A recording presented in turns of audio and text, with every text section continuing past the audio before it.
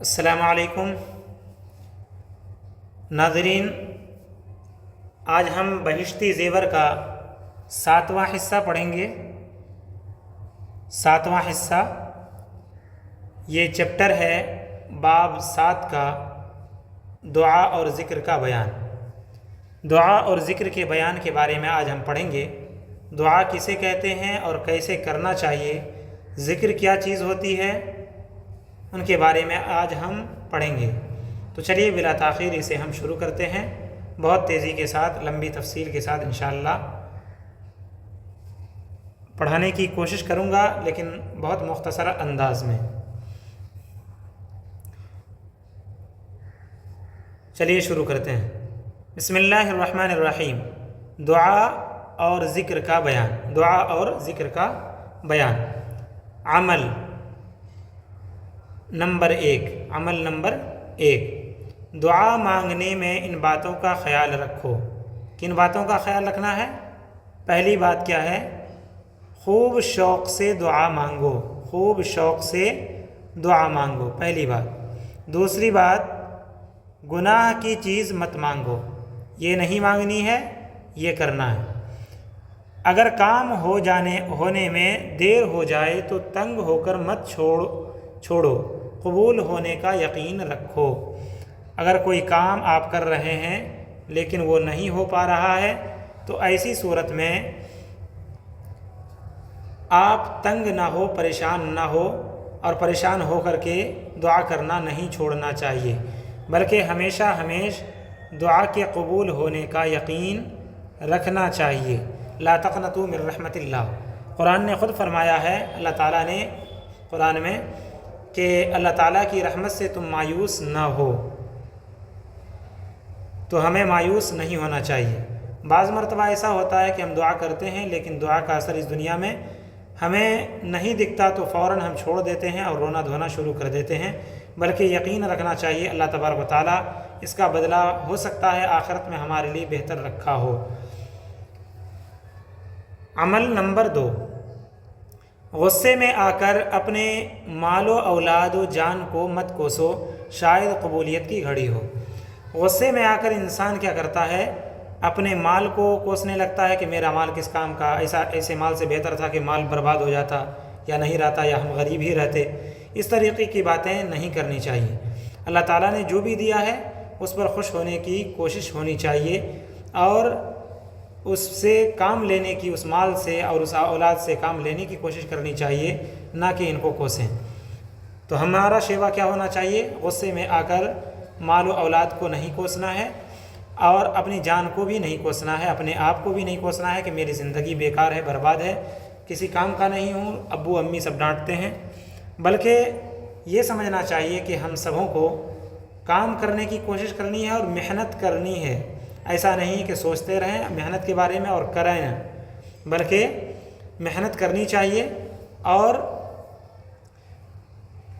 مال و اولاد کو اور اپنی جان کو کوسنے سے اور برا بھلا کہنے سے رکنا چاہیے۔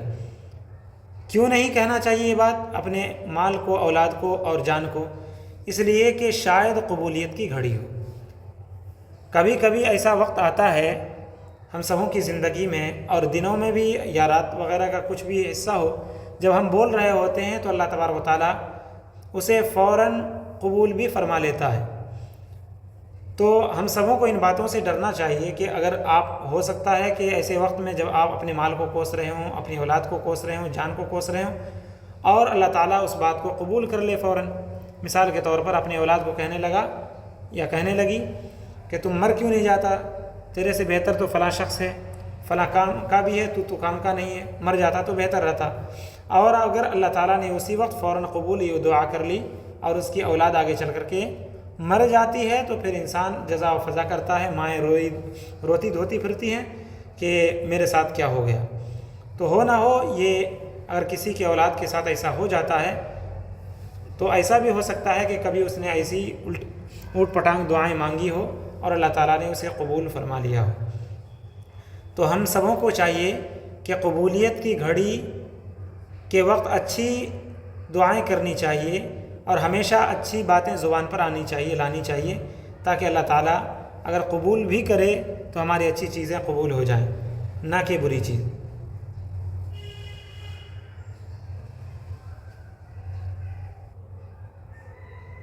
عمل نمبر 3، جہاں بیٹھ کر دنیا کی باتوں اور دھندوں میں لگو وہاں تھوڑا بہت اللہ اور رسول کا ذکر بھی ضرور کر لیا کرو، نہیں تو وہ باتیں سب وبال جان ہو جائیں گی۔ انسان دھندا سے مراد کام ہے، پیشہ ہے۔ اگر اسکول میں ہے، ٹیچر ہیں، تو وہاں اللہ تعالیٰ کا ذکر، اسی طریقے سے کوئی سبزی بیچ رہا ہے، پھل بیچ رہا ہے، دکانوں پر ہے یا کہیں بھی چلتا پھرتا ہے، تو ایسی صورت میں اس کا کام یہی ہونا چاہیے کہ تھوڑا بہت اللہ تعالیٰ کا ذکر ضرور کر لیا کرے۔ یہ ان اوقات میں جب کہ انسان عبادت سے غافل رہتا ہے تب کی بات ہے، جیسے چلتے پھرتے رہتے ہیں تو اللہ اور رسول کا نام ہمیں لیتے رہنا چاہیے، اس لیے کہ اگر ہم ایسا کرتے ہیں تو یہ سب باتیں ہمارے لیے بہتر ہو جائیں گی، اور اگر نہیں کرتے ہیں، اللہ اور اس کے رسول کا ذکر نہیں کرتے ہیں، چلتے پھرتے اٹھتے بیٹھتے، تو ایسی صورت میں وہ سب باتیں ہمارے لیے وبال جان ہو جائیں گی۔ مثال کے طور پر جو ہم تجارت کر رہے ہیں، وہ تجارت کرنا ہو سکتا ہے ہمارے لیے وبال جان ہو جائے، یا اسی طریقے سے کوئی کام ہم کر رہے ہیں اور بھی دوسرا، اور وہاں پر ہم نے کچھ اور بھی باتیں کی تھیں، کسی سے گفتگو ہو رہی تھی، بیٹھ کر کے محفل جمی ہوئی تھی، اور وہاں پر اللہ اور اس کے رسول صلی اللہ علیہ وسلم کا ذکر نہیں ہو رہا تھا، اور یا ذرہ برابر بھی ہم لوگوں نے ذکر نہیں کیا، تو ایسی صورت میں یاد رکھیں کہ وہ محفل ہمارے لیے پکڑ کا ذریعہ ہو جائیں گی، اور اگر ہم اللہ اور اس کے رسول کا ذکر کر لیتے ہیں تو ہو نہ ہو اللہ تبارک و تعالیٰ ہماری ان خطاؤں کو بھی معاف فرما دے جو چھوٹی موٹی ہے، لغزش ہے اس محفل کی۔ تو ہم سبوں کو اللہ اور اس کے رسول صلی اللہ علیہ وسلم کا ذکر ہمیشہ کرتے رہنا چاہیے۔ عمل نمبر 4، استغفار بہت پڑھا کرو، ان سے مشکل آسان اور روزی میں برکت ہوتی ہے۔ استغفار کا مطلب استغفر اللہ ربی من کل ذنب واتوب الیہ، یا استغفر اللہ، اس طریقے سے انسان کو کرتے رہنا چاہیے۔ اس کا مطلب ہے کہ اے اللہ، میں آپ سے مغفرت چاہتا ہوں یا چاہتی ہوں۔ اس سے مشکل آسان، یعنی استغفار کے کرنے سے اللہ تبارک و تعالیٰ ہماری مشکلوں کو دور کر دیتا ہے یا اس میں کمی آ جاتی ہے، اس لیے ہم سبوں کا شیوا استغفار کرنے کا بھی ہونا چاہیے چلتے پھرتے۔ اور روزی میں برکت ہوتی ہے۔ روزی میں برکت ہونے کا مطلب بعض لوگ ایسا سمجھ لیتے ہیں کہ جیسے ہمارے پاس اگر 1 لاکھ روپے کی دولت ہے تو 2 لاکھ ہو جائے گی یا اس سے زیادہ بڑھ جائے گی، یہ مطلب نہیں ہوتا برکت کا۔ برکت کا مطلب یہ ہوتا ہے کہ جتنا آپ کے پاس ہو اس میں آپ کو اطمینان ہو جائے گا۔ ورنہ آپ دیکھیں گے کہ بعض وہ لوگ جس کے پاس 10,000 روپے ہوتے ہیں اور اس سے وہ اپنے گھر کا گزر بسر کر لیتے ہیں، لیکن بعض لوگ 1 لاکھ میں بھی نہیں کر پاتے۔ تو وجہ یہی ہے کہ ایک کی روزی میں برکت ہو رہی ہے اور اسے اطمینان ہو رہا ہے، اور دوسرے کی روزی بے برکت رہ رہی ہے۔ تو ہم سبوں کو ان باتوں کا خیال رکھنا چاہیے کہ استغفار والا عمل ضرور بالضرور اپنے اعمال میں گننا چاہیے اور اسے کرنا چاہیے۔ عمل نمبر 5، اگر نفس کی شامت سے گناہ ہو جائے تو توبہ میں دیر مت لگاؤ، اگر پھر ہو جائے پھر جلدی توبہ کرو، یوں مت سوچو کہ جب توبہ ٹوٹ جاتی ہے تو پھر ایسی توبہ سے کیا فائدہ۔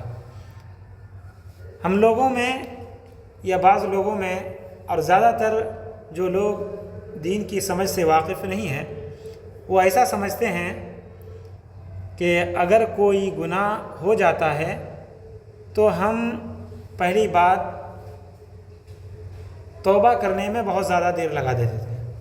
تو ہم سبوں کو چاہیے کہ توبہ فوراً کر لیا کریں، جیسے کام ہو، برا کام ہو گیا، ندامت ہوئی، فوراً توبہ کر لیں، اللہ تبارک و تعالیٰ انشاءاللہ معاف فرما دے گا۔ اگر پھر ہو جائے پھر جلدی توبہ کرو۔ 1 مرتبہ کیا تھا توبہ کر لیا، پہلی مرتبہ گناہ کیا توبہ کر لیا، دیر نہیں لگائی، پھر ہو گیا تو کہہ رہے ہیں کہ پھر دوبارہ سے توبہ کرو، فوراً جلدی کرو۔ ایسا نہیں ہے کہ یہ سوچنے لگو کہ پہلی مرتبہ میں نے توبہ کیا تھا، گناہ کر کے توبہ کی اور اس کے بعد پھر کر لیا ہوں، تو پھر ایسی صورت میں بار بار کرنے سے کیا فائدہ؟ نہیں، بلکہ ہم سبوں کا توبہ کرنا اللہ تبارک و تعالیٰ کو بہت زیادہ پسندیدہ ہے۔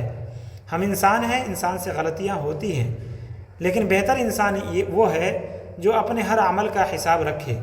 گناہ ہوا ہے تو اس کا احساس ہو، توبہ احساس ہے، گناہ کے ہونے پر ندامت کا اور شرمندگی کا۔ اگر اس شرمندگی کو ہی ہم ختم کر دیں گے جڑ سے اور توبہ کرنا ہی چھوڑ دیں گے تو اللہ تبارک و تعالیٰ ہمیں پھر کیسے معاف فرمائے گا؟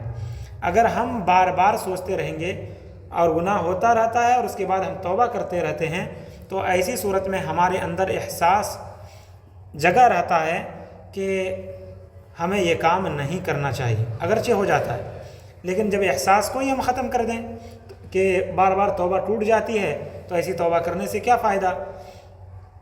تو پھر ایسی صورت میں انسان گناہوں پر ڈھیٹ ہو جاتا ہے اور پھر اسے کبھی توبہ کی توفیق نہیں ملتی۔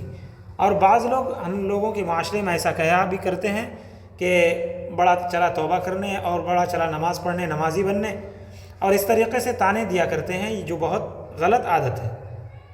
اگر باپ نماز نہیں پڑھ رہا ہے تو بیٹا اگر نماز پڑھنے لگے تو بعض جگہ معاشرے میں ایسا ہو جاتا ہے، لوگ کہنے لگتے ہیں کہ باپ تو نمازی نہیں ہے، تو نمازی بن رہا ہے۔ یا بہت دنوں کا چھوٹا ہوا بھٹکا ہوا انسان، شرابی کبابی، جب نماز پڑھنے آتا ہے تو پھر لوگ ایسے کہنے لگتے ہیں کہ ارے کہ 100 چوہے کھا کر کے بلی چلی حج کو، یعنی کہ تم نے اتنے گناہ کیے اور اب تیرے نماز پڑھنے سے اللہ تعالیٰ کیا تیرے گناہوں کو معاف فرما دے گا؟ تو یہ اللہ تبارک و تعالیٰ پر گویا کہ ہم ایک برا الزام لگانے والے ہو جائیں گے کہ اللہ کے بندے اللہ تبارک و تعالیٰ سے گویا نعوذ باللہ مایوس ہو جائیں۔ اور جو شخص اس طریقے کے الفاظ نکالا کرتے ہیں اسے اللہ تعالیٰ کی پناہ مانگنی چاہیے اور ان باتوں سے توبہ و استغفار کرنا چاہیے۔ اور جو شخص راہ حق پر آنے کی کوشش کر رہا ہے اور نماز پڑھنے کی، اسی طریقے سے زکوٰۃ دینے پر آ رہا ہے اور لوگوں کے ساتھ اچھے اعمال کر رہا ہے، اگرچہ وہ شروع میں دکھانے کے لیے کر رہا ہو، اسے کرتے رہنا چاہیے اور لوگوں کو اس کی مدد کرنی چاہیے کہ وہ اس کام کو کریں۔ تو خیر، اسی کے ساتھ ہم اپنی بات کو ختم کرتے ہیں، انشاءاللہ پھر ملیں گے اگلے دن، عمل نمبر 7 سے پڑھائیں گے۔